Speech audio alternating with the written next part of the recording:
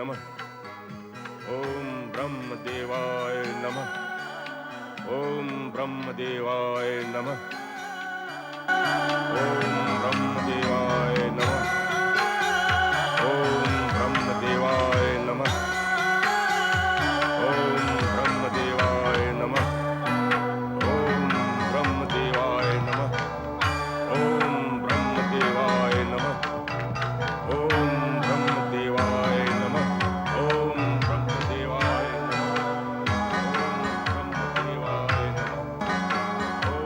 ब्रह्मदेवाय नमः। ओम ब्रह्मदेवाय नमः। तारकासुर, इस भयानक राक्षस की साधना में बाधा डालना क्या उचित होगा? उचित अनुचित की भूल भुलैया में भटकता रहेगा नारद तो शक्ति अवतार के उद्देश्य तक कभी नहीं पहुंच सकता। तू आगे बढ़ और तोड़ दे उसकी साधना का तार। नारायण नारायण। ओम ब्रह्मदेवाय नमः। ओम ब्रह्मदेवाय नमः। ओम ब्रह्मदेवाय नमः। ओम ब्रह्मदेवाय नमः। ओम ब्रह्मदेवाय नमः। ओम ब्रह्मदेवाय नमः। परमपिता ब्रह्मा जी की जय हो।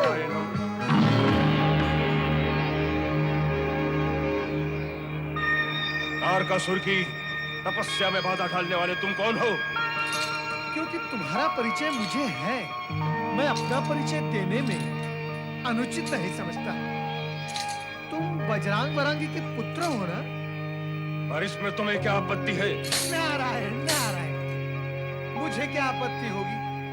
व्यवहार समझकर अपना परिचय देना उचित समझा, सो आ गए। मुझे इसकी आवश्यकता नहीं। जिसे वर्षों से पुकार रहे हो तुम, उसके संबंधी से परिचय प्राप्त करने की तुम्हें कोई आवश्यकता नहीं। अर्थात तुम ब्रह्मा जी के? मैं परमपिता ब्रह्मा जी का मानस पुत्र नारद हूं। ओ, पुत्र होने का ये अर्थ तो नहीं कि तुम ब्रह्मा जी और मेरे बीच बाधक बनो। बाधक? और मैं?